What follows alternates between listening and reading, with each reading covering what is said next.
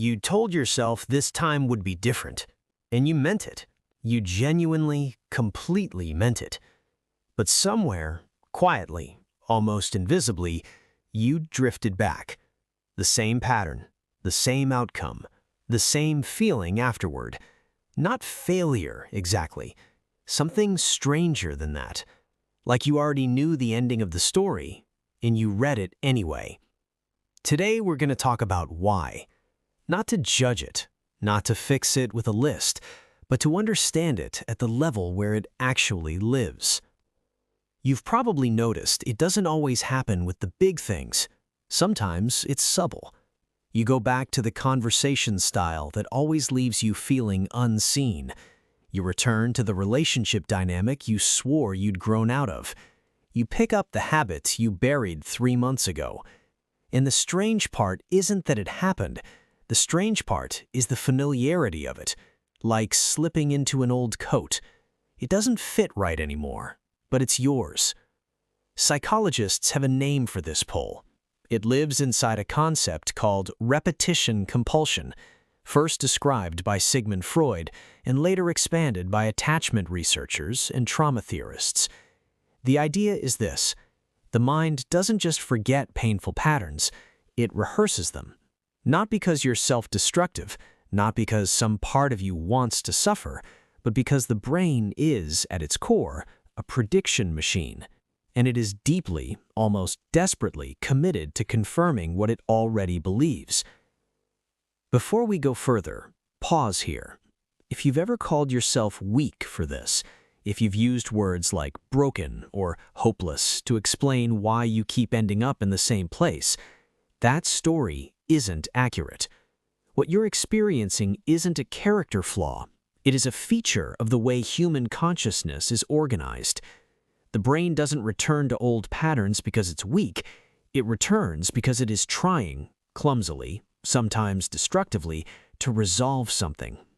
There's a crucial difference. One means something is wrong with you. The other means something unfinished is waiting for your attention. Here's what's actually happening inside you. The brain is organized around prediction. Every experience you've ever had has been cataloged, not as a memory exactly, but as a pattern. Neuroscientists call this predictive processing. Your brain is constantly running a model of the world based on past experience, and it updates that model only when reality violates its expectations. Now here's where it gets interesting. When you grew up, or when you experienced something painful, your brain built a map. A map of how relationships work, how conflict ends, how love feels, how you deserve to be treated. That map was drawn under pressure, in conditions you didn't choose, with the information you had at the time. And the brain, being what it is, treats that map as reality.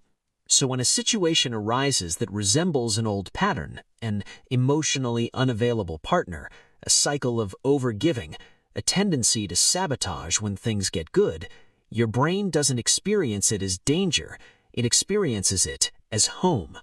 This is what attachment theorists call the internal working model, the template built in early life that tells you unconsciously, this is what connection looks like, this is where I belong. And the tragedy, if you can call it that, is that the brain will navigate toward familiar pain before it navigates toward unfamiliar peace, because peace, if it doesn't match the map, feels like a threat. There's also a neurological layer to this.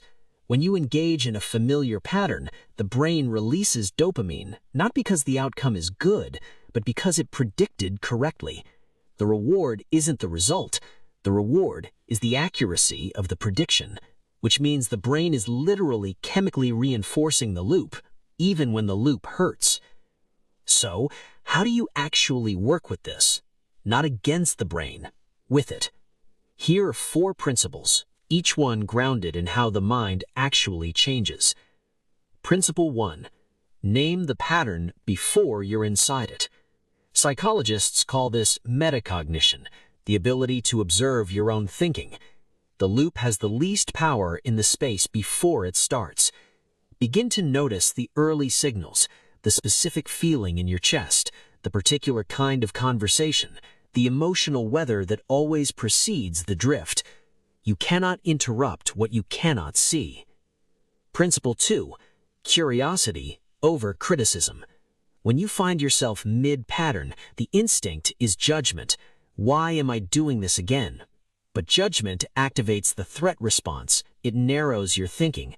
Curiosity, by contrast, activates the prefrontal cortex, the part of the brain responsible for insight and choice. Ask instead, what need is this pattern trying to meet? Because every behavior, no matter how self-defeating it looks from the outside, is an attempt to meet a legitimate need. Safety, connection, control, recognition. Find the need, and you find a more direct path to it.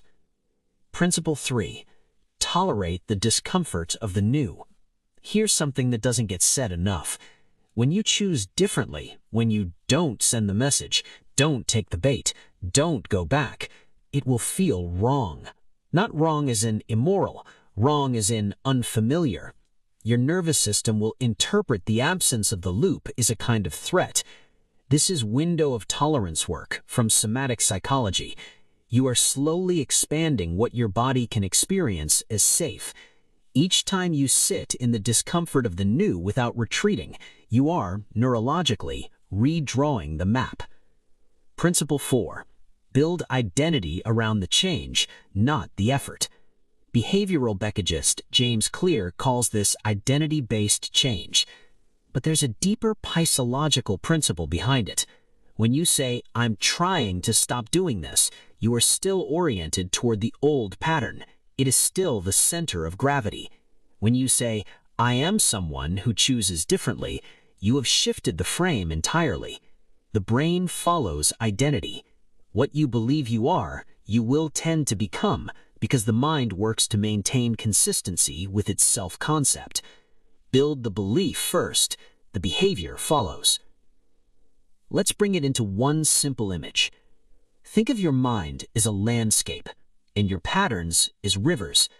Rivers don't choose their paths, they follow the grooves carved over time, sometimes carved by experiences you didn't choose at ages when you had no say. You cannot fill a river by force, but you can, slowly, patiently, repeatedly, choose a slightly different direction. Each choice is a trickle. Each trickle carves a new groove. Each new groove becomes easier to follow. This is not a metaphor. This is neuroplasticity.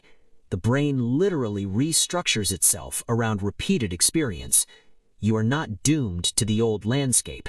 You are the water, and water, given enough time and intention, always finds a new way through. You came back to the same place again, and maybe you'll circle once more before the pattern fully loosens. That's not a sign that you're failing. That's what change actually looks like up close, messy, non-linear, quietly persistent. The fact that you're here, that you're watching something like this, that you're curious about the inside of your own mind, that is already a different kind of person than the one who built those first patterns. You don't need to punish yourself back to wholeness. You just need to keep choosing, slowly, imperfectly, honestly, to let the water find a new way.